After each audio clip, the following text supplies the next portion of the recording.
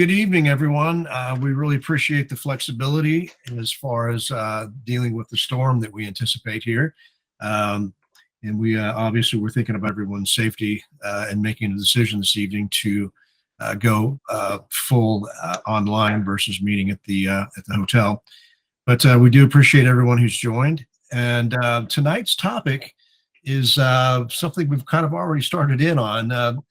I had some questions when we were kind of doing our testing phase to see how the audio and so forth was working properly, and slides and the whole bit. And I started asking a couple of questions, and then all of a sudden it just kept going. So thanks, Ed, for kind of putting a little brakes on that.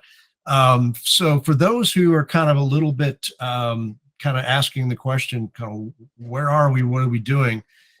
Tonight, we've got Bill James. He's the founder and CEO of JPods. He's going to, I see this as answer a ton of questions for us around just the whole technology of being able to move people, networks, and so forth. So I guess all that said, Bill, do you mind to just let's kind of reboot this conversation a little bit, and maybe we'll bring up some of the topics that you and I were discussing earlier, because I think you made a comment. You said, wow, this would be good to talk about tonight.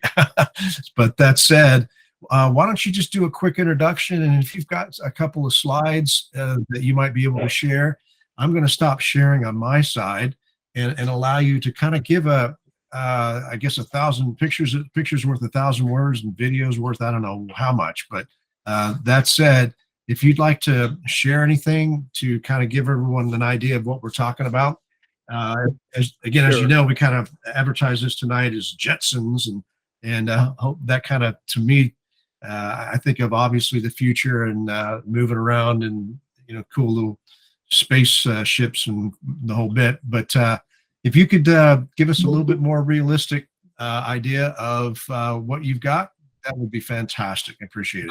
Just west of Addison, our tornado sirens are going off here. Yeah, it looks like Bill's dropped off. Hopefully he'll be able to connect back in. Hey, David, you want to introduce yourself? Are you partners with Bill? I am. I'm Dave Sanders. I've known Ed for many, many, many years. I actually have attended a number of these sessions a long time ago. I've been in Dallas for 32 years. I worked for Perot Systems a couple times, a couple other big companies. I've been out on my own for about the last 15 years. I have my own consulting business, Dallas Advisory Partners, and I'm basically a cloud IoT, AI, machine learning, edge computing kind of guy. And Bill is a classmate from West Point, and I got connected with him about 2 months ago when he first came to Dallas to present to the North Texas Council of Government. I attended that meeting with him. They approved his concept. And after they approved his concept, Arlington, Plano, and Las Colinas all gave responses to that and put in their plans for at least testing out JPods. So I'm not sure. I'm going to help Bill as I can. There's two different levels of companies here. One is a construction company, and that's one I will probably be a part of, and that's the one that builds all of it. And then he's going to have operating companies, and the operating companies might be even at a city level. So Arlington could have one, Plano could have one, Las Colinas could have one, Dallas-Fort Worth could have one. And that's sort of how he's structuring JPods in Texas. He just went to Austin this week with the Plano Chamber. He was invited by one of the ladies from the chamber, and Plano is probably, from a sophistication standpoint, way ahead of everybody else. They've laid out a entire JPods concept, Legacy East, Legacy West, the mall across 121, and then there's a new concept about redoing the old EDS facility, and we are in conversations with a development group that's going to redo EDS and turn it into a hospital mega development. I think they're spending $3.something billion on that. So that would be right on the edge of, as you know, Legacy East. And he has met with the mayor of Plano. He's met with councilmen from Plano. So Plano today, from a reception standpoint, is way ahead pretty much of everybody else. So, any questions? The other conversations we had, we met with the people who manage the old. If you all remember, there was a elevated railway or elevated capability built in Las Colinas on the original plans. The original plan had 3 miles of elevated track. They only built a little over a mile, and we've met. Interesting thing is the people who control that is not Las Colinas, but it's the Dallas County Water and whatever group, and we've met with them, and they are probably also going to be one of the first movers because you already have over a mile of elevated track in place, and it's very easy to put the JPods on top of that. And as you know, Las Colinas over the last couple of years has really built out. You have the Irving Center, you've got everything else. I see Bill coming back here. So we had a lot of conversations with Las Colinas, Plano, Arlington. We've had high-level conversations and not nearly as far along with them as we are with Plano and Las Colinas. Bill? So what I'm going to do is start by showing you what we know is possible. It moves a ton of goods, 470 miles on 1 gallon of diesel. It replaces, a train replaces 280 trucks on the road, and it emits far less into the atmosphere that's damaging than trucking. And it moves 40%. I mean, when I'm talking about the whole rail industry, it moves 40% of the goods. Now, did you hear that? Freight railroads are 188 times more efficient than moving a person at 25 miles per gallon. And yet, since the Federal Aid to Highways Act of 1916, 46% of freight railroads have been replaced by roads. So think that's the scale of the efficiency gain that is possible. And we've known self-driving cars are the answer for half a century. One of the big problems in this country is something many of us run into every day: traffic jams.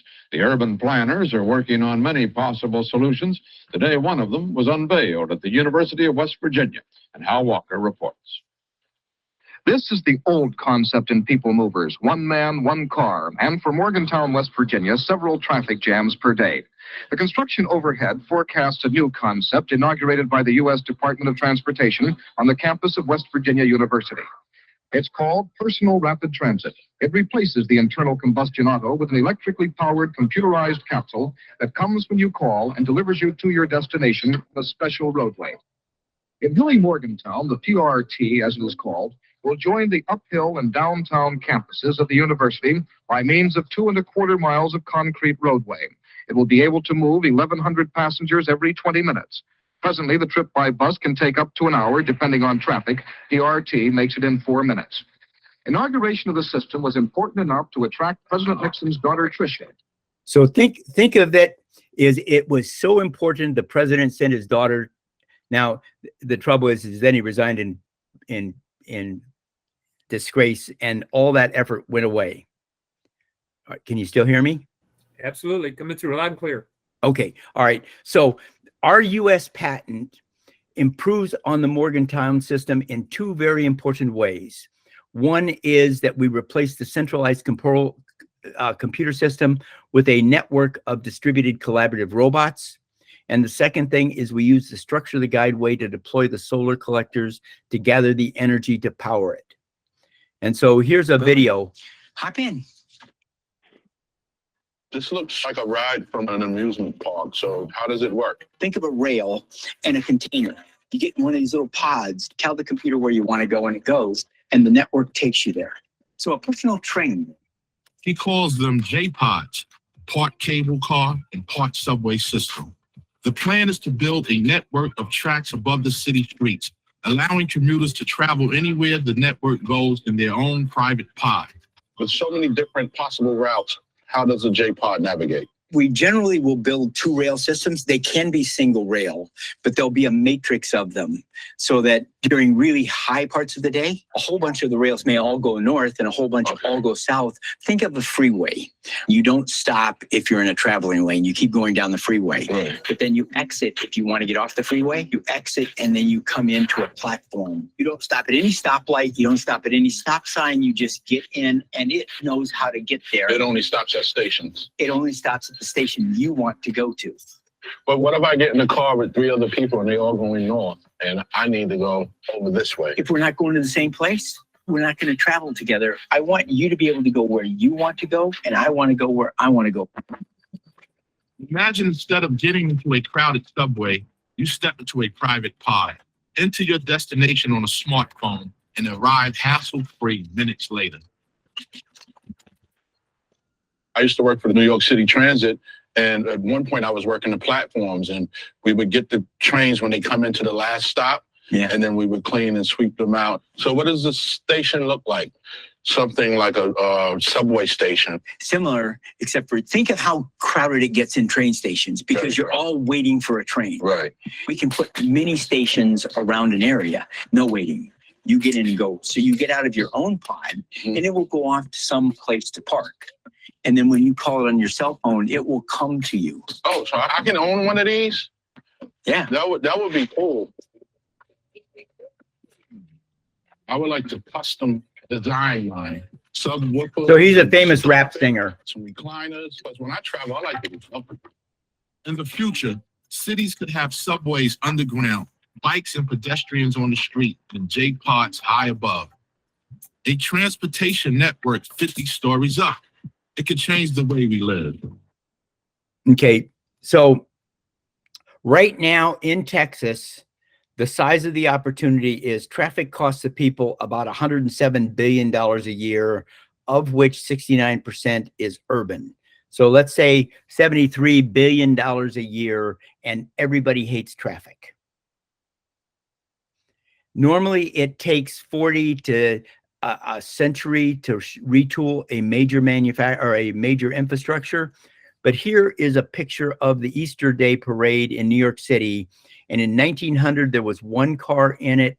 13 years later, there was 1 horse in the parade. So we're going to radically retool urban traffic. All right, we got in trouble in World War I. The federal government monopolized energy, transportation, and communications as natural monopolies. And we create governments to minimize war and crimes by coercing compliance with law. Innovation is a compliance failure. So when governments control something, you get very stable, steady state conditions. In 1982, now the technology to build the internet, if you go back to Nikola Tesla's interview in 1926, he talks about you'll be able to walk around with your television in your vest pocket. And Hedy Lamarr invented the patented Wi-Fi and Bluetooth technology in 1942. And if you ever watch the mother of all demos, the entire internet is demonstrated in 1968. But it wasn't until the courts declared the federal communications monopoly unconstitutional in 1982 that innovation got triggered. And to give you a scale of how difficult the task we're facing is, here are 8 presidents' quotes from them on the absolute national security need to end our foreign oil addiction. And on the right is a graph of how foreign oil imports and national debt kept rising in tandem with each other. So this is a non-trivial problem to change regulations.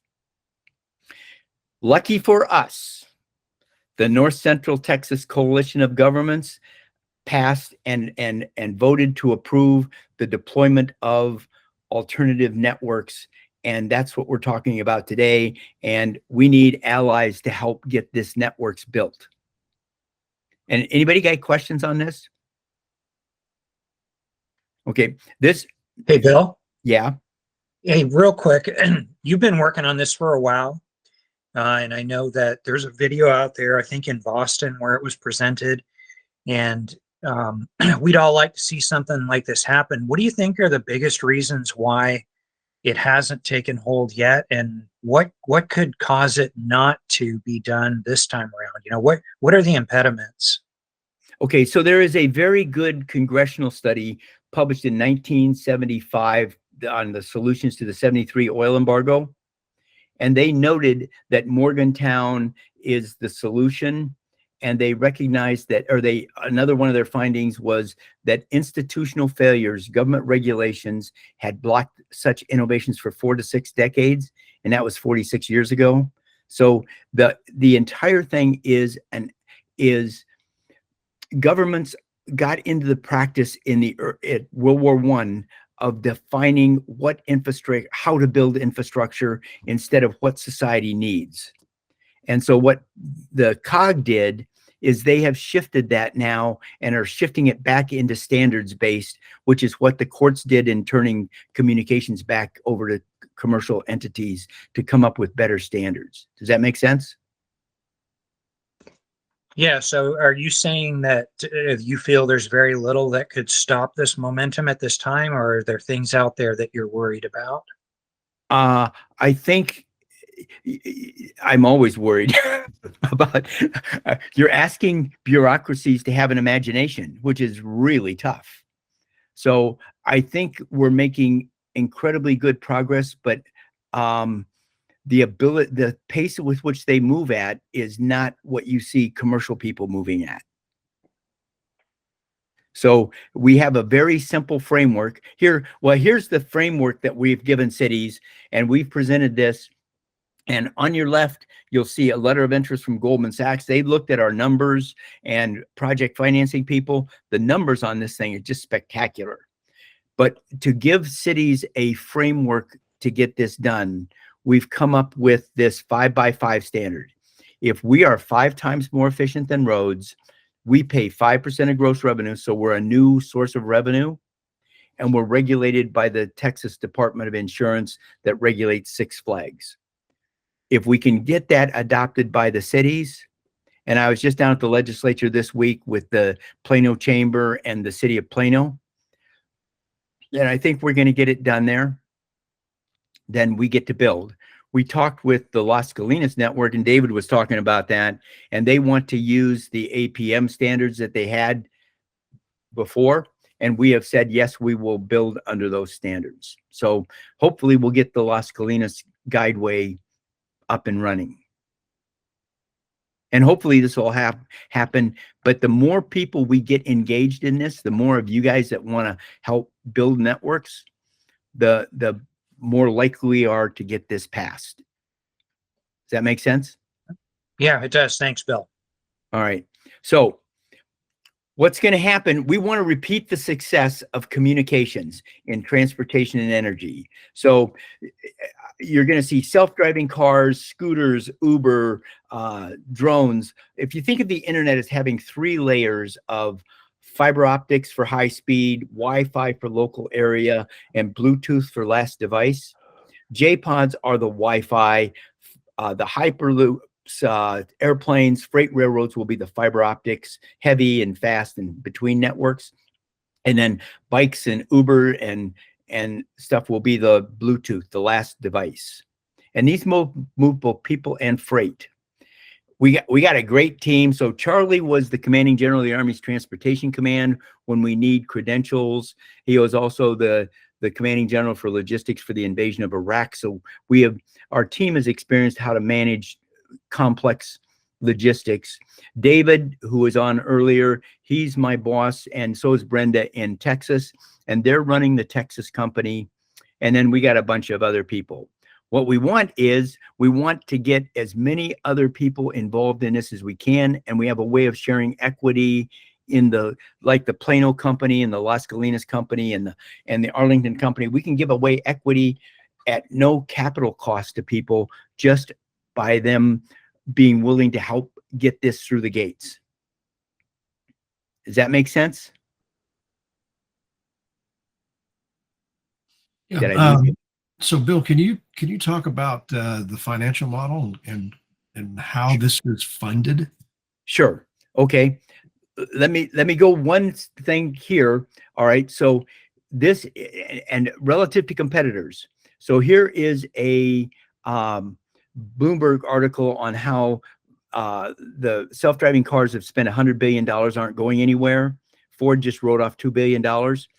Once we start building, all of those self-driving car guys are going to realize that it is the digitizing of the network that is most important, not just self-driving cars. All right. So that comes back to the financial side of this thing. The way we start this thing is we start small and we iterate relentlessly. So you start with what you know, you get a crew on board, and then you just repeat relentlessly. Here is the financial model. And this is what drives everything. People won't do anything because of climate change. They won't do anything because of accidents. It's really, you got to save them money on a daily basis, or they just don't have a metric for it. So this is Mass DOT's data. So if you were riding on your car on a freight railroad, Warren Buffett's thing, you're a penny a mile. We're 3 cents a mile. Buses are $1.45, trains 76 cents, and riding in your car with 1.57 people per car is 38 cents. So that's the 10x savings. And there's very good precedence that if you're not 10x better, you can't get it funded. But if you are 10x benefit better, you can. And this is why Goldman Sachs wanted to fund networks. Does that make sense to you?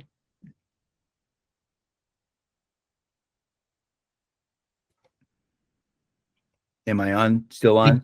Yes. Oh, absolutely. Okay. All right. So those numbers sound pretty spectacular until you figure that freight railroads even much more efficient than we are, but we're coming close. And the way you do that is you remove the start stops and you remove the parasitic mass of the vehicle. All right. So there's multiple other 10x benefits. It's 3,000 times safer. Injuries per million on thrill rides is 3.7 per million. Injuries on roads is 11,200 per million. So you get a 10x, 3,000 times better safety record. But like I said, safety doesn't really drive decisions. We kill bike riders at 4 times the rate of Europe. Nobody does anything about that. Only cost will make a difference. So here's the accident, the 10x benefits on accidents. When you're looking at designing networks in your community, DART is a linear network or a hub and spoke. We build mesh networks because the prime law of networks is that the value goes up exponentially based upon the number of interconnected nodes, and we really want interconnected nodes. So stations can be as small as a couple parking spaces. They can be built into buildings.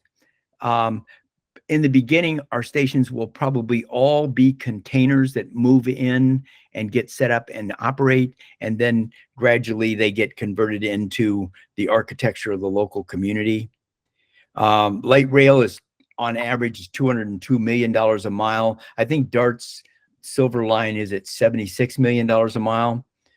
We're at $20 million a mile, so we're still quite a bit cheaper, and our footprint is minuscule, and the linear barriers to commerce just go away. So here is an example of a network rendered in, and we have all the software you can download and design and build networks. This is on the right. This is a view of 75 and crossing from DART across 75. So you knit together the commercial districts on both sides of linear barriers. And we can carry bikes in these things. And there's our pod set up in front of Boston City Hall. One of the things that I think is going to be spectacularly important, but it's really difficult to justify the costs because they're so undefined, is I think we're going to end up carrying 60% of the freight in cities. And I think FedEx and UPS are going to want stations at all their stores.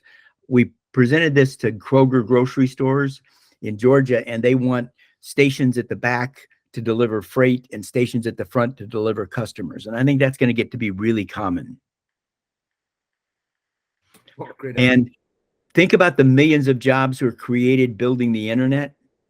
Millions of jobs are going to be created building this. So the federal government says there's about 13,000 job years per $1 billion of infrastructure spending. I think that's inflated, but my guess is we build somewhere in the neighborhood of $15 billion worth of these networks in the next 6 years in Dallas-Fort Worth. There's that, when you were watching that video of the pods, there's the pods in the background. This is a solar manufacturing plant Frank, one of our partners, has in New York. And the bottom center, that's him explaining to Secretary Chow and Locke how the U.S. entry into the net zero competition at held in conjunction with the Beijing Olympics won that competition. It was the only net zero house. And the panels over MetLife Stadium, and just like Elon Musk is making panels that go as the roof, Frank's been doing that for 25 years.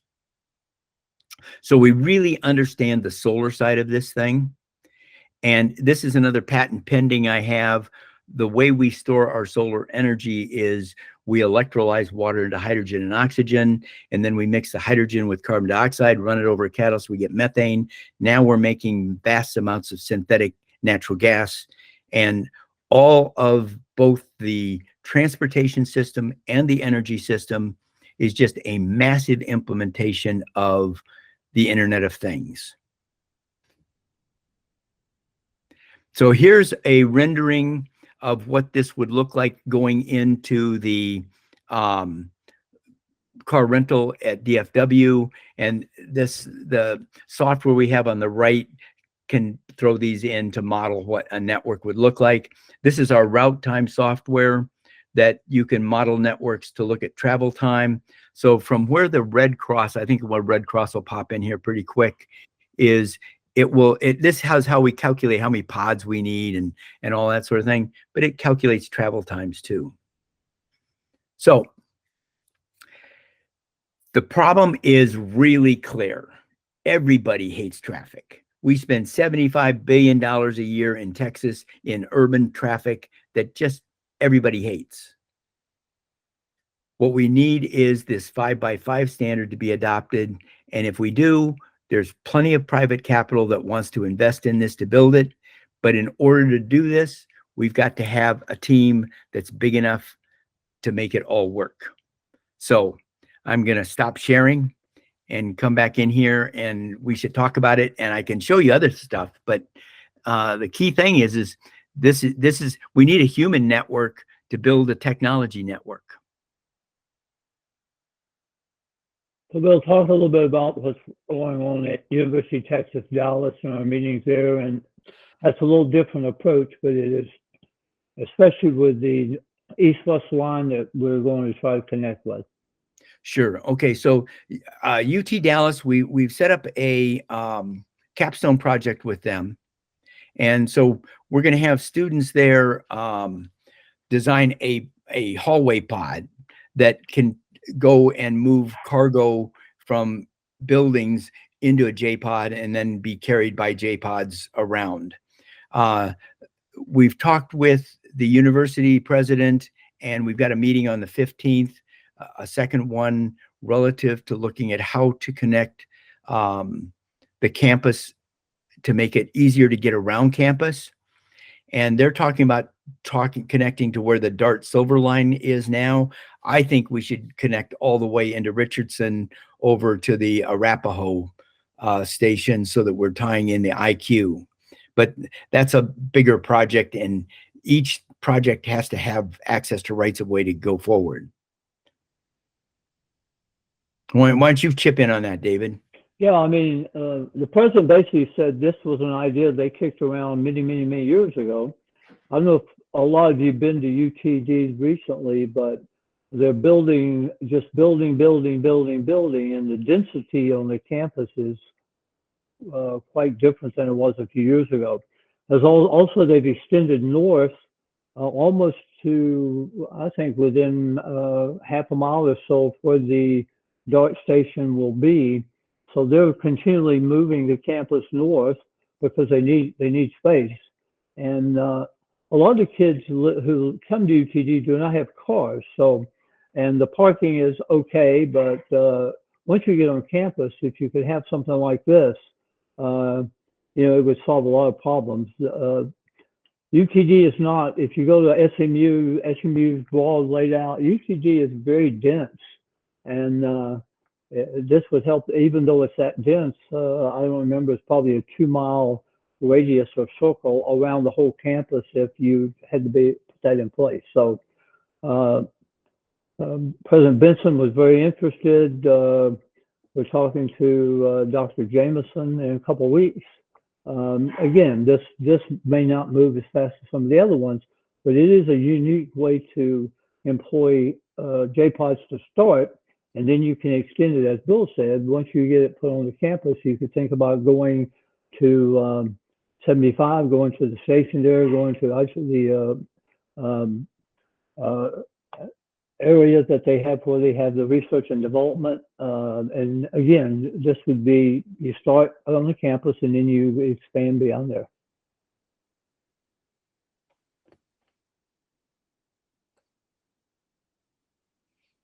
So are there other questions?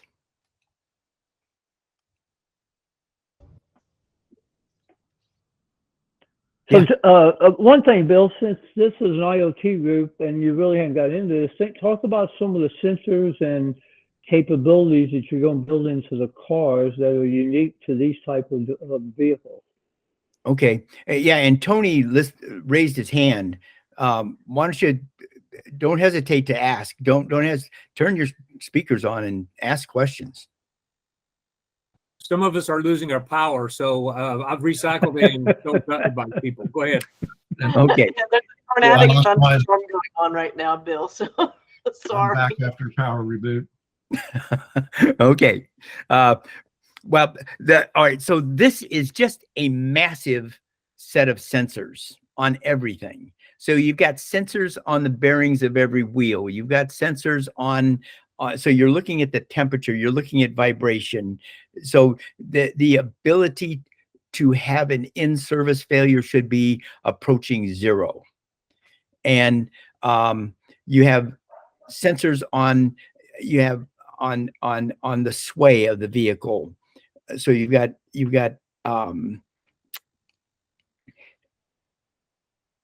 LiDAR, or I think we're going to use time of flights instead of LiDAR, but we use cameras a lot. And I think the cameras are going to be better and better and better. And the ability to see through things with cameras and stuff will be pretty good.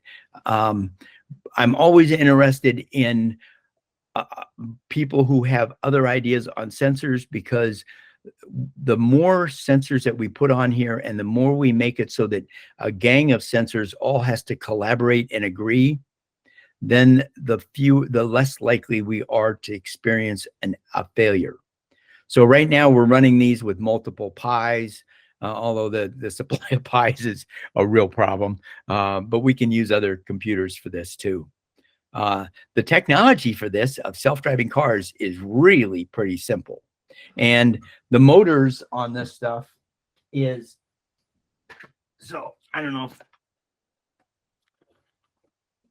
There's one of my 5 kilowatt motors, and we've got a lot of it, and we'll put 2 to 4 motors per bogie, and there's 2 bogies. A bogie is just like a wheel set underneath a train. So we'll put 2 to 4 bogies on this, and then we put exchangeable batteries. So we're also doing all of the sensors relative to power and the power draw, the current draw, all are put into this thing. So everybody that's involved in the Internet of Things is going to have us as a very good customer for a very long time. Tony, if you unmute, you can ask the question you have.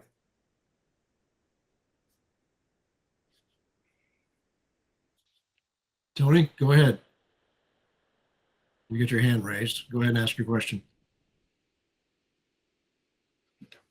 While we're waiting on Tony, I guess, Bill, maybe you could talk about energy independence from the Texas grid, which we all care about. Okay, so one of the things that surprised us on this is, and I studied nuke engineering, and when I first started laying this out, so my first JPod was as a little tiny kid cleaning a barn. I used to clean a barn with a half barrel hanging from a rail, and a child too small to handle a wheelbarrow could move tons of shit. Because once you grade separate and you fill it, you could push it out, dump it in a spreader, and then you take away all the complexities. Okay. So you're not overcoming. Think about how little energy you have to have if the only thing you're doing is overcoming momentum, and then you don't start. And so that is what really drives, removing the parasitic mass and removing the start-stops is really what drives down our energy demand. But still, we thought we would need nukes to drive this stuff in a sustainable way until we did the math.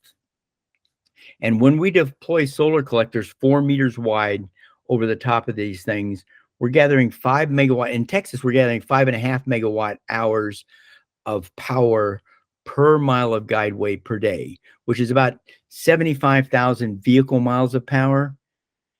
And so it's places where we have 5,000 vehicles traveling on that guideway, they will be net energy producers. If we have 100,000 vehicles traveling that guideway, they will be a net energy consumer.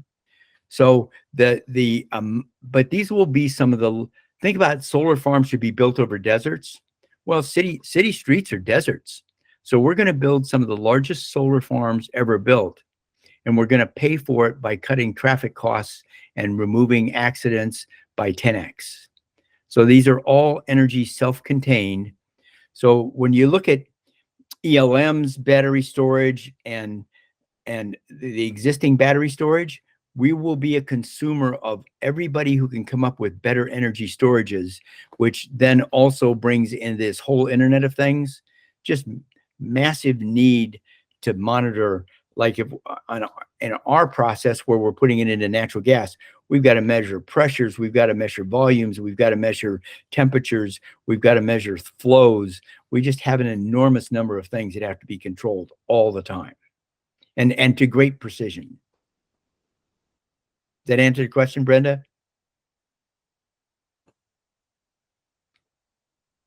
Yes, it did. Thank you. So this is, all right, so think that transportation has always been the catalyst for changing energy systems. In all of human history, we paddled boats, then we built water wheels. We sailed boats, then we built windmills. We rode horses, then we harnessed them to a plow. In the 1860s, railroads, after they chopped down every tree anywhere near anything, converted their engines to burn coal and oil. And there's a good graph from the Dallas Fed. Oil in the 1860s was $150 a barrel in current dollars. Once the railroads started tuning their engines to it, those costs dropped to $3 a barrel. So railroads shifted from biofuels to fossil fuels. When we start deploying these solar collectors over the guideways, we are going to consume we're going to massively increase the capacity, manufacturing demand, and we're going to make it so that we change economic lifeblood from oil to ingenuity. And the oil companies should look at this as, and I talked to the legislators about this earlier this week, is right now there's this huge feeling of threat between the oil companies and renewables, that there's some kind of conflict, and there just isn't. The key thing to think about is oil below $80 a barrel kills off oil companies. And in 2019 and 20, there were just record numbers of oil company bankruptcies. But oil above $80 a barrel kills off jobs. And there's really good statistics that show when oil gets above $80 a barrel, we stop going out to restaurants, and waiters lose their job. And so the number of jobs just collapses until unemployment falls enough that then the demand for oil drops off, and then it just hurts the oil companies again. So once we get so that working class people can get to and from work without having to burn oil, then the oil companies can see the price of oil go above $80 a barrel without it killing off jobs. And it will also slow their depletion rates. So the value of their oil fields will go up in value and their depletion rates will go down. And all the service companies that are servicing those oil companies and expanding the number of fracked wells, we can put them all to work building our guideways. They've got all the equipment. These are basically a linear construction, just like a pipeline. So there's no incompatibility between the desires of the needs of the oil companies for profits and our needs for deploying out sustainable infrastructure. It should be a win-win. Does that make sense? This is a really important thing because it's people really get confused that this is not going to be good for oil. I think it's going to be spectacular for oil. And we're importing 6 million barrels a day of foreign oil. So if we cut that foreign oil, we could cut oil use by 6 million barrels a day and still consume all of the American oil.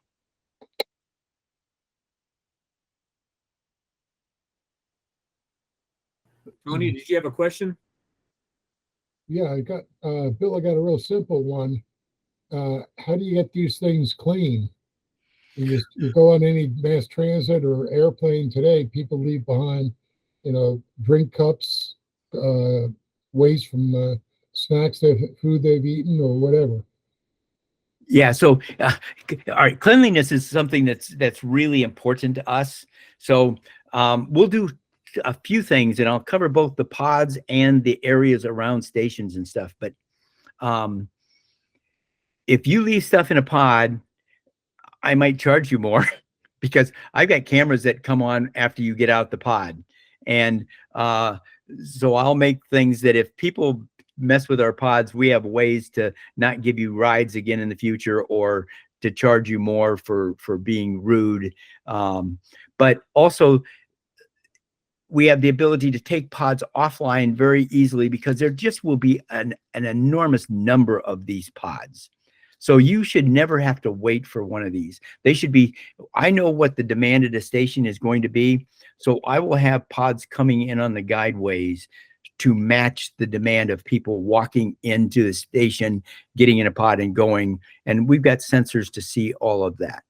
Now, one of the things we'll do for cleanliness relative, so then we take it offline and we take it over to a cleaning station to clean. All right. So if somebody throws up in one, because we're going to haul a lot of drunk people at night. And so I am sure people are going to throw up in these things, and I can get you to and from your hotel from the bars without a DUI. And that's going to be a fun market because people are going to enjoy themselves without having to worry about driving. And we're going to have to clean up after it. So that's just our reality. We'll design the pods to be pretty cleanable, but we'll have offline stations that we send pods to go get clean. One of the other things we'll do is when somebody gets in a pod and they've got a temperature and are exhibiting symptoms, I get to control the cameras and sensors in the pod until the doors close. And then you have your privacy app or privacy settings on your app that tell the pod you don't want the cameras on. Or if you're 8 years old and you're traveling without a parent, I leave the cameras on. And you can be tied through the computers to your mom's cell phone or whatever. But if somebody has symptoms of COVID or something like that, we may have restrictions on that. We can't take you to the stadium because we're not going to take you to a place. We can take you to a hospital, we can take you home, we can take you various places, but we can't take you to a high congestion area where there is a risk of a contagion spread. When somebody gets out that's exhibited stuff like that, if depending upon what the situation is, we may close the pod, pull 3 air exchanges, nuke the inside with UV, and open it back up if that is adequate. If not, it will go away to be cleaned before somebody else gets in. But I think this idea of pulling a couple air exchanges every time the pod pulls into a station will turn out to be a good idea. That way, if somebody had BO and they were in the pod before you, that goes away. Does that make sense, Tony? Yeah. I'm surprised or the cities you've talked about that you haven't done anything with Addison. Addison years ago set up free Wi-Fi throughout their town, and they're highly dependent. And as if my recollection is correct, they're still the only AAA rated city with bonds in the whole area. They're very dependent on the sales tax. And if you had something just down Beltline Road, I don't know how many hundred restaurants there are, and having people like that connecting to the hotels that they have in there, why not go after Addison? Well, help design the network there. We'll make you a co-founder in that company. We're going to form companies that own the networks in all these cities, independent of our company. And we're interested in people who can see where the network should be. We'll help design the network. You help design the network. You go help get permission to build it, and we'll come with the money and the tech. Yeah, Addison's a great choice, Tony, because it's just a linear shot down Beltline Road. Yeah, that's what. Well, they've got it, and even if you needed financing, if you borrow some of their debt capacity, it's a lot cheaper than Dallas or any of the other cities. I think we'll stick with private capital because it's less messy. There's plenty of capital to invest that wants to invest in this. The fewer government approvals we need, the more likely we are to get this into the done column. Getting amen for me on that, Bill. Working with governments is anything.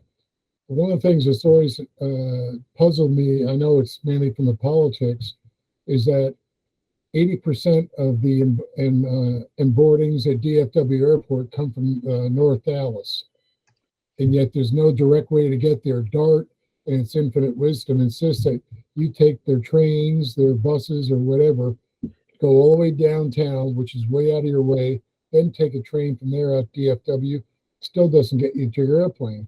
So I mean, I can take the super shuttle and get crammed in with 10 other people and still beat it there and stuff like that. Is there any possibility getting something from a central location in North Dallas out to the airport? I think so, as long as we're not. I would like DART to consider shifting their technology scope on the Silver Line from the trains to our stuff, but I don't think I can convince them of that. But I do think that they will probably come to a realization that we are going to be spectacular feeder networks to them, and that they should be looking at this as they're going to have to replace a bunch of their trains, and it would be good for them to think about that they don't have to wed themselves to European-made trains. They could make Dallas-made pods. And your intent is to be building them locally. Yeah, I think we'll localize the manufacturing because we want to create jobs, lots and lots of jobs. So the more jobs we have, the more likely we're going to get more access to rights of way.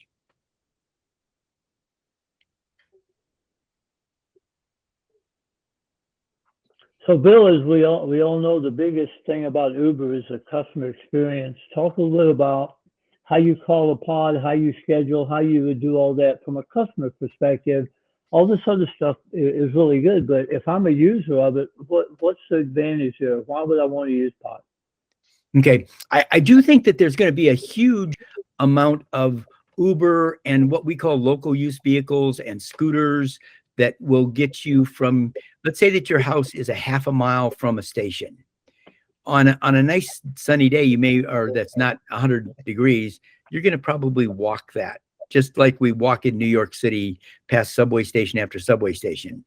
But when you walk into a station, your phone is chatting with the station, and it tells you which pod to go get in, but you could get in any pod and it would adjust. You get in and your phone will generally be your ticket and your interface to the pod. So the app on your phone, and it would tell the pod where you want to go, because we also are really concerned about privacy.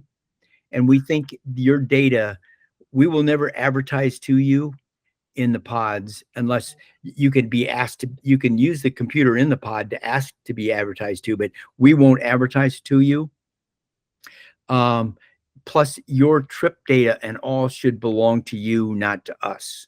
So we're a service provider, we're not like Google, who's going to make most of their money shoving advertisements in your face. But you just get in and you can get in. You don't have to get on any particular platform like you do with a train or a bus. You don't have to know which the schedule is. You just get in any pod, just like you would get into an Uber, and then you just go. And it knows how to get there, and it knows how to switch and avoid congested areas and all of that sort of thing. So the network adapts to your ride. Unless you want to take a scenic route, you could set up a ride so you're going past this, various places for scenic reasons. You don't get in with strangers though. You don't. So we are not going to have to provide security for you riding with strangers. You only get in with your own group. So it's the size of a personal car, 1 to generally 4, maybe 6 people if a couple children are in there. Can you talk about the ownership of a pod? Yeah. So all right. So ownership on both the collectors over the guideway and the vehicles, I think we should let people buy that into that if they wish. So you could buy a pod and get your electric car credit, and then you lease it to us and we pay you to use your pod on our guideway. But you could also have completely private pods that are owned by people individually. And there will be a way to drop a pod off of a guideway onto a chassis that then you could drive it home.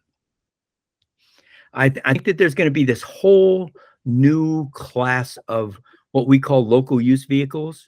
And let's take a chassis as an example. You have your private pod. You take it to the station and you go someplace and it goes off and parks in a ramp in a storage unit someplace. You get in a pod with 3 other people to go out to lunch, and then you want your pod to come meet you. It will come and meet you at wherever you are. So this is my grandpa feature.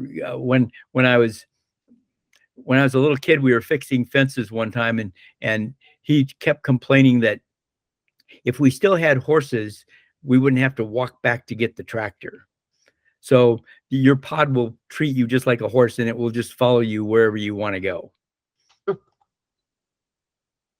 And so you'll have, and let's take a plumber or utility people.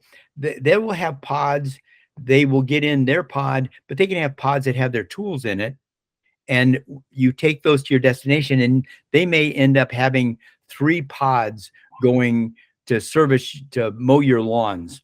And they've got all their equipment in a couple pods and them in another pod. And they just drop those onto chassis, drive around neighborhoods, do their work just like they do with cars. So you're going to have cargo pods, garbage pods, everything. You have a truck on the road, every kind of truck, you're going to have a different kind of container that can travel on a guideway. You ever walk past a hotel's dumpster and they reek? You wouldn't have that because the garbage would go away every day. They wouldn't have a dumpster that gets filled up and gets emptied once a week.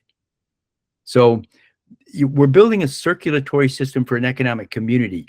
Good stuff comes in, resources goes to need, bad stuff goes out. Have you had any discussions with some of the big shipping companies or possibly like Amazon? And for them? I'm going to guess Amazon's going to be a competitor of ours. I talked to Amazon briefly about Kiva robots because they really should have licensed my patent. But since we weren't building, I had no ability to enforce it. But are you familiar with Kiva robots? I'm not. Okay, all right. So if you go into an Amazon warehouse, you will see these little robots. I can share a screen and pop up a video or show you what they look like. And this is, again, oh, shoot. All right, did I lose you? Nope, you're okay. Oh, shoot. All right, so this is, Kiva is a good example of the kind of paybacks you'll see.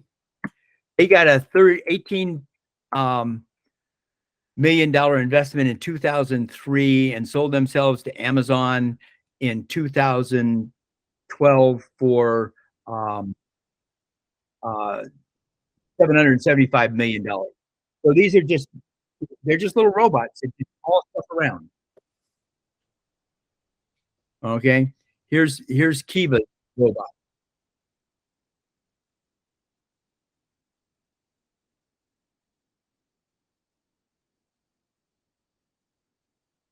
So all of this stuff, there's going to be just a vast number of local pods that move things around neighborhoods. And I also think that a lot of these are going to be human controlled. I don't think automation is the objective. Quality of service is the objective. And in a lot of cases, that is better served by having a driver or a human involved in the thing than just a device. Does that make sense?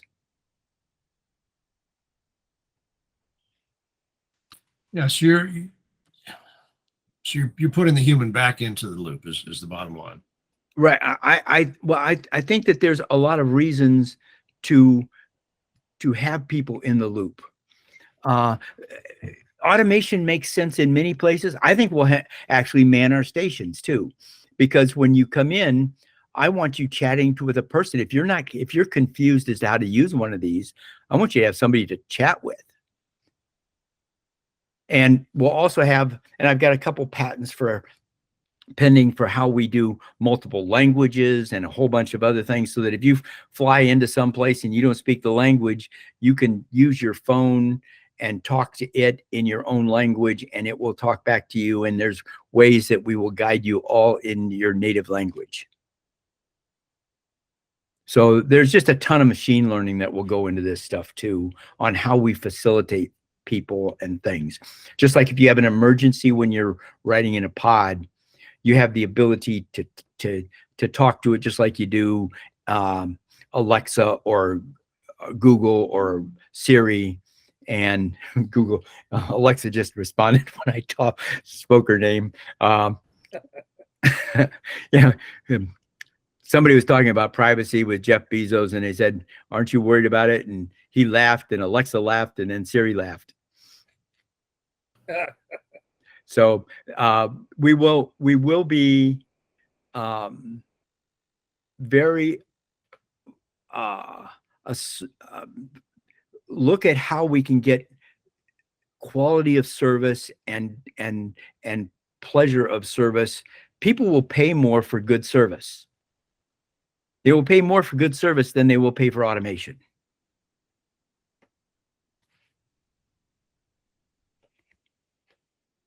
Now we're going to have the ability to automate almost anything we want, but I think we should be careful of what makes better service. Does that make sense? Yeah. And if, I mean, earlier when we were trying to check out our connection and making sure everything was fine before we started this podcast earlier this morning, or this afternoon, you and I were talking a little bit about the franchise model. Can you kind of go back over that and kind of explain once again just how someone kind of owns a portion of this? Sure. All right. So what we will do, think of this exactly as the way and most of you are old enough to have seen this, because the internet deployed between late 80s early 90s by just a vast number of ISPs, local internet service providers just popped up all over the place that were selling dial-up services and selling things, not just AOL, but just a whole bunch of people created companies, and that worked. So what we're going to do is similar to that model, is say, we don't need to own everything. We need to empower this, because as soon as we start building, Apple and Google are going to realize this is just another computer network. And they're going to realize that their vast amounts of money they're dumping into Waymo and their self-driving cars on roads has the emphasis on the wrong syllable. You need to digitize the network, not just the devices. And so our approach to this thing, and the way a bunch of working class people compete with a Google and an Apple, is we share equity with saying, okay, you got a good idea for Allen. Great. Let's form the Allen Mobility Company. You will be a co-founder of it. You get shares in it, and you're not paying in capital, you're paying in sweat equity, just like we are. We'll design the network, and if we can get the city to let us build it, we'll bring the capital, and we'll bring the tech, and we'll build it.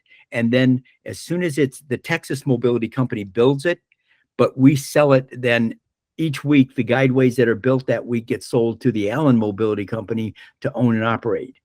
And I think these local mobility companies, that's what we call the ISPs of the physical internet. You have the local mobility companies will own the networks, and they will go public, because they'll have, like Allen will probably have $1 billion network in it by the time it's done. So these get to be really valuable, and the cash flow on them are spectacular, because you're cutting costs from 38 cents a passenger mile for cars to 3 cents a passenger mile. The cost savings are just ruthlessly attractive. That make sense, Gary? Yeah, it does. And actually, it kind of makes me, my big question, where's the ROI? Can you go over the ROI from an investor's perspective? Sure. Okay. And I have a whole spreadsheet mechanism and stuff that you can go look at on this. I have a video of it. The ROI comes out of that difference in the cost per passenger mile. Cost per passenger mile is going to drive everything. And we're doing it, our payback models right now are only on passengers, because it's easy to identify that cost. But like I said, I think we're going to haul 60% of the freight in cities, and that's going to be incredibly lucrative, because it costs an enormous amount of dollars to do middle network delivery of freight. And I'll tell you what, Brenda, why don't you cover some of this, because on the freight side of this thing, because you are a founder at Pickup. Yes, well, there's tremendous opportunity to move localized freight, and the challenge you have with last mile delivery of anything, whether it's parcel or something bigger than parcel, is creating these aggregated demand points. And so the idea of a station that is somewhere proximal to your neighborhood is super attractive. Right now, Amazon has to drive somewhere between 2 hours and 20 hours to get your prime delivery to you. And so if you can have a local station that's within 2 miles of your house, or even 10 miles of your house, you can shorten the distance, which then makes the last mile significantly more affordable. So these free networks become imminently more implementable than they are now. And I think FedEx and UPS and Amazon are all going to like that idea a lot and jump on this thing. But they're not going to jump on it till they see that we've got access in cities. So anybody that wants to help us get access to cities, we want to give you equity in the company. Yeah, they're all spending time and money on electric vehicles, which have a diminishing return set at some point. So this is a much better solution that takes, again, the parasitic mass out of the vehicle, makes it economically feasible to move a lot of product. So, Bill, I don't know if you remember me asking this question of you a couple of weeks back at the IoT breakfast, but I asked you directly, what is the number one impediment for you when it comes to the implementation of this? And I think you referred to getting the right of way.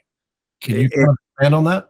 Yeah. So Morgantown was done because Senator Byrd and President Nixon wanted it done.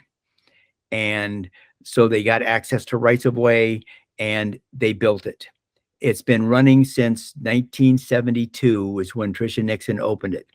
The Whurpatall suspended train, hang on, I'll show you an example of that. All right.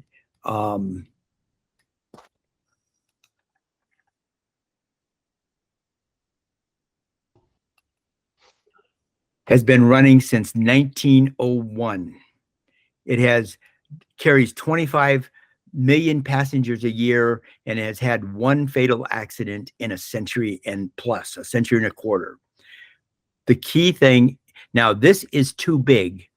So the packet size needs to be just like just in time or Scrum, any of this stuff. You need to drive your packet size down to meet a deliverable that can be delivered on the spot or in the time frame.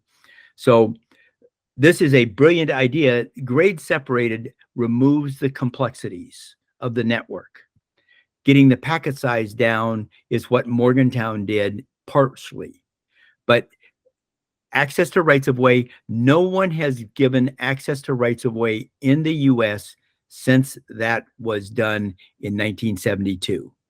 So it is the access to rights of way that is the sole problem. Oh, and I'll show you. So here's, I'll come in and show this again. All right. So this, if you go to Texas JPods or JPods TX and you hover over contact and go to 5x5 standard. So here is a good quote from Madison that nobody risks money if there's not certainty. And that's exactly the problem, is that governments haven't given certainty. So what we've done is we have this 5x5 standard that says if we are privately funded and operate and 5 times more efficient, we pay 5% of gross revenues and we're regulated by the Texas Department of Insurance. If we can get a city to agree to this, then here's a letter of interest from Goldman Sachs. And after they gave us this letter, it was relative to 4 to 6 billion. They came out that they want to put $750 billion into sustainable infrastructure before 2030. So there's just vast amounts of money available. And then what we did with this is we took that framework and we added it to the same exact franchise agreement that cities use for cell towers and the power companies and all other networks. And we just wrote it in here and added in the costs, or the Department of Insurance, the same standards that they use for grade separated rides at Six Flags. We added that in here. So this is very well defined. We've had this translated into Chinese and signed contract in China. With this, we've got it signed in Macon, Georgia. So it's very straightforward. We need access to rights of way, and here's the framework. It's the 5x5 standard. 5 times more efficient, pays 5% of gross revenues. And my guess is that the revenues in Allen or Plano will be in the $35 million a year class. It won't be gigantic, but it won't be trivial. So Bill, talk about where you are with Plano and the traction that's there, and what's the impediment to getting 300 meters of track built. All right. So the steps that we need to follow is, and I think what we'll use right now is we'll use the COGS approval and go raise $7 to $12 million, because it costs us $3 million to build a Kitty Hawk network, a short network of say 100 to 300 meters long, and at $1.6 million to certify that. Once we have a certified network, I think we've had 2 very good discussions with the U.S. Department of Energy's loan program. And I think we can get between $400 and $800 million in loans from them to build these networks in these cities, but we need the cities to say that we have a project. If until we have a project, it's very difficult to get capital to give us money for a science project. Does that answer the question? Can you provide a time frame that you feel that you're experiencing at this point with some of the cities? Like, well, I'm interested in Plano because of, well, I think the project there is to connect over the tollway Legacy West with Shops at Legacy, which I think would be just brilliant for. Yeah, the city, Brian at the city wants to do that too, and we'd have to get Frisco to agree to that. But I also think that as soon as we start doing that, they're going to want to connect this Universal Studio thing into that network too. And I want to go all the way to Dart, because that would make Dart over on Main Street there. You connect Legacy West to Dart, then Dart's value goes up a lot too. So yeah, and the Plano City Council is all on board, and that's what we need right now. Right now, we need them to approve the submission of a plan. That's it. Right, so and very light. And I spent the first part of this week with the city council and the chamber at the legislature in Austin, and we had very good discussions. So I'm hopeful that will happen fairly soon. I don't it needs to happen prior to the election in May in Plano. I would like to see it happen before May. I'd like to see it happen. I'd like to see it happen this week. That's not going to happen, but we'll let Brenda and David get that across the finish line, because they're right there and they know everybody, and it's they're very warm and friendly about this. The school district is very happy about this. The chamber that we gave the chamber has a leadership conference, and they had me and County Commissioner Webb and the Dart vice president all on a panel talking to 50 people in the leadership conference with the chamber. So I think we've got a very favorable environment. You mentioned something about school districts. Can you expand on that? Yeah. So think about how much time and energy is wasted on busing kids. In Palo Alto, California, 58% of students ride bikes to school. You would be in most of the cities in North Central Texas taking your life in your hands if you rode your bikes to school.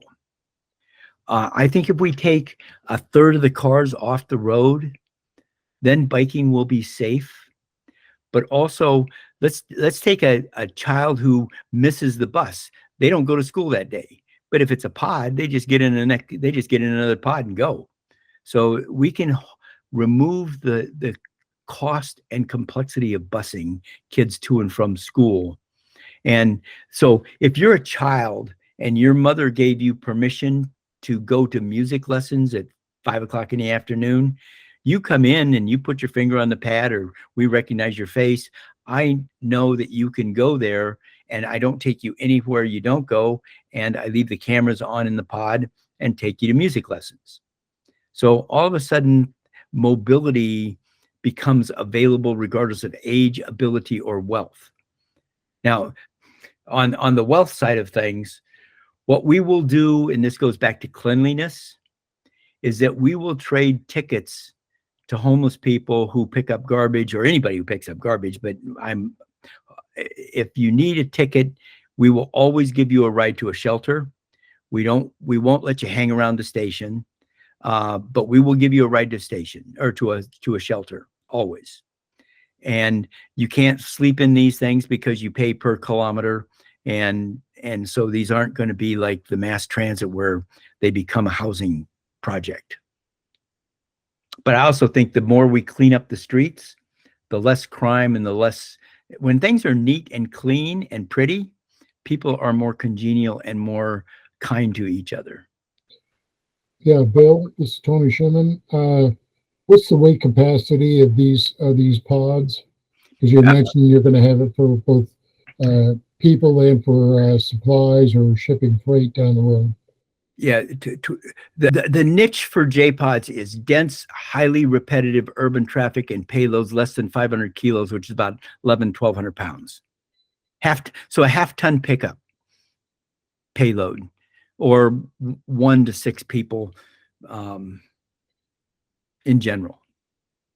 So think of the car as the right answer, but the highway's the wrong network. Got it. What about heating and cooling? I mean, in Dallas, you can get some really cold weather. You can get some really hot weather. Yeah. So if I don't please you, you're not going to pay me. And so, in fact, creature comforts is the single biggest energy consumption aspect of the network. It costs less to move you than it costs to heat and chill you. So how are you going to handle that? There's air conditioning and heating in the pods. Okay. Yeah, people wouldn't. We're not going to put you in a can and lay out in the sun. Bill, are these powered by their own battery packs? Yeah, so we've looked at in guideway power pickups, but it just the maintenance and the simplicity of just having exchangeable batteries makes so much more sense at this point in time.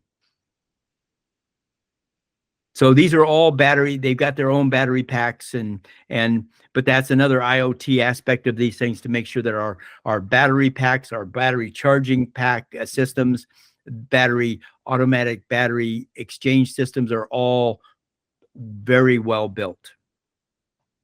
But your idea of how to charge those battery packs is to use the solar panels to store energy somehow and then charge up the batteries, right? Yeah. Yeah, these will be energy self-contained, and I think that we're going to see, my view in general is that we're at a 1986 level of energy storage skills that we were with memory storage. We're going to get better and better, and you're going to see graphene, and you're going to see ultra capacitors that are just significantly different. You're going to see a plethora of energy storage innovations. And one of the things that's different from us than a Tesla is our mass is so much less that our battery demands are so much more manageable, and the size of the space that we have to put batteries in is so much bigger relative to the demand, so that we can use ultra caps that you couldn't do in a Tesla.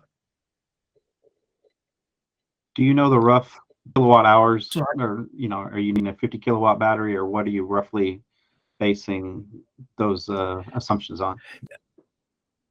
Yeah, I can send you a link on the physics of this, and it depends on how often we want to swap the batteries, on how many watt hours or amp hours are sitting in that battery.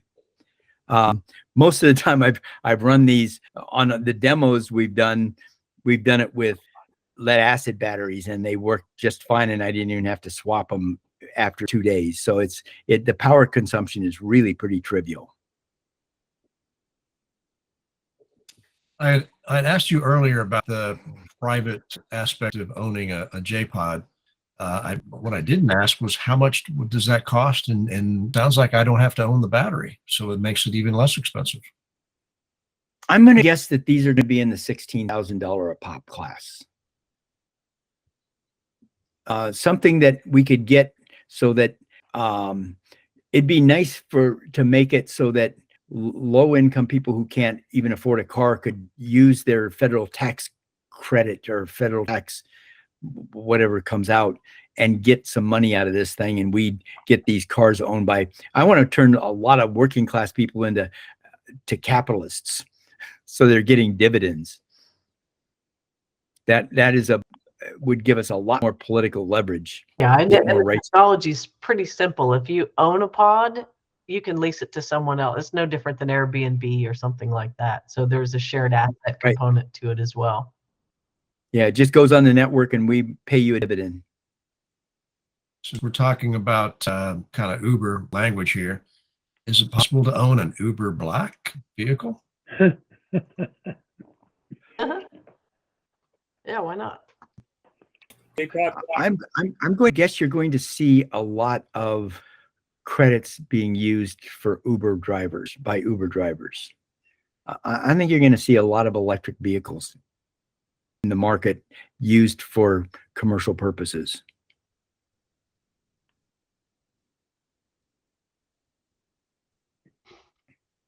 You don't see any of the major OEMs, car manufacturers, possibly getting in and adding all the features and so forth, plush leather. I think that you're going to see a shockwave in them when they see what we're doing.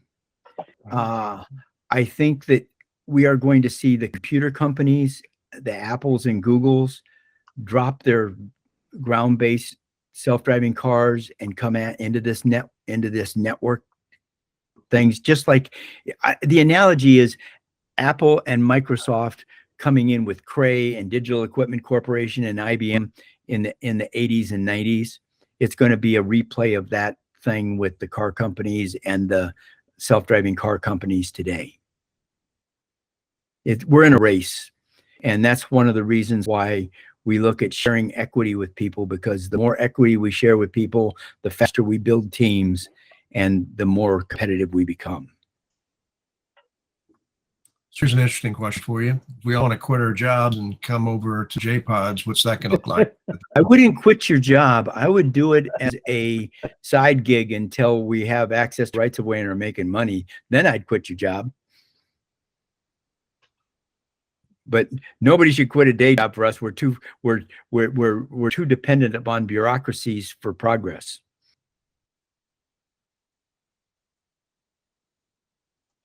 All right. So Bill, one last question. You've not talked about competition. Is there anybody of like competition in the market?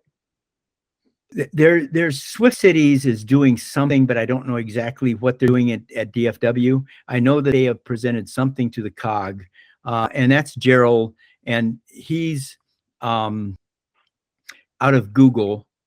And so I don't know how much Google money's behind this. Google did put some money into Skytran, but their technology is so, I think, unbuildable that I don't think that they're a competition. There's several others, Matrino. There's several other companies that are small like us at this point in time that the market is a $5 trillion market. So we rattle around in it and we will not bump into each other as hard competitors. The ones you have to worry about are the Apples and the Googles, because they're going to come into this thing because it's just another computer network. This physical internet is just another internet.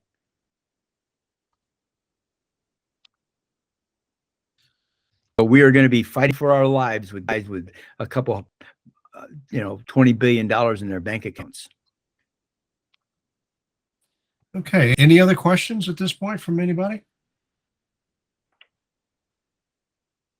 All right. Well, I think I'd like to go ahead and kind of wrap up the formal side of this right here at 7:30. Is there anybody here that'd like to introduce themselves and any questions or ask of the community? Hi, this is Sharad, and I have one question. So this JPod system, what is the difference between this one and the monorail system? Think the way I think of this is exactly the way you looked at Apple Talk was 128 bytes, Token Ring was 1024, and TCP/IP was 512 when the internet was first ramping up. So packet size makes a tremendous difference. So the right size packet for moving people and freight around a city is the automobile or a half-ton pickup. So the big difference between this and the monorail is the monorail is a batch process. We're a just-in-time process. So you get the packet size small, you get the packet size so it's personal. Does that make sense? Yeah. So just one more question. So especially in city, the population is going to be so high, right? I mean, I agree with your point with the just in time, but when the population is so high, your JPods are going to be also so high. Am I right? Sure, but this is one of the things that is very confusing to people. I should have probably shown this.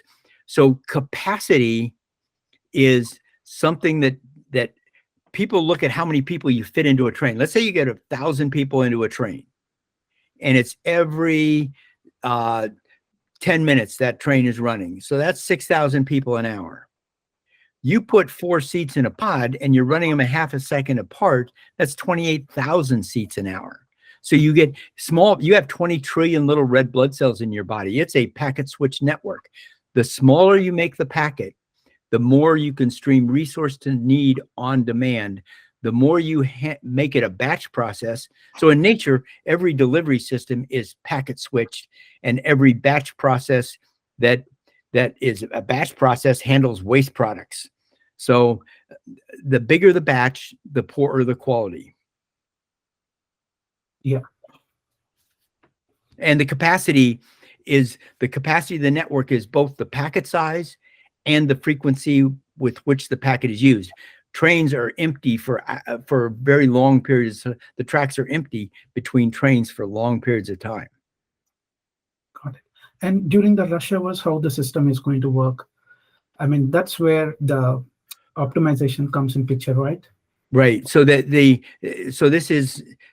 where we will change during rush hour. We'll change, unlike roads, since I control everything, I can change the guideways to go how many guideways are coming into the city or coming out of the city in a given period of time. So I can flip networks and around in the direction in which they flow. So we travel in and out of cities in cars. And so we're used to that packet size. If you remove the congestion, we wouldn't have any. If you get rid of all the jam ups that happen with cars, you'd be fast on a freeway. Right. So the car is the right answer. The highway is the wrong network. We're changing the network and we're keeping the packet size of a car. And we've got massive capacity. Same thing with cars. You're looking at 2,400 seats per hour per lane of a highway. So we've got 20 times the capacity of a lane of a highway. We got robots that won't hit each other. Or if they do, you should sue me personally. We'll erase that part just in case. Nope. Nope, You should leave it right in there. If we're perfectly content to be held accountable to that standard. That's impressive. Bill, there's a virtual clapping here from the audience, and we really do appreciate your time and educating us on this whole process and where this is going, because I think it's a fantastic technology, and the best of luck to you. Thank you. Well, I'd love to have anybody that's interested be a co-founder in one of these local mobility companies with us, because we're going to need all the help we can get to change the paradigm. Fantastic.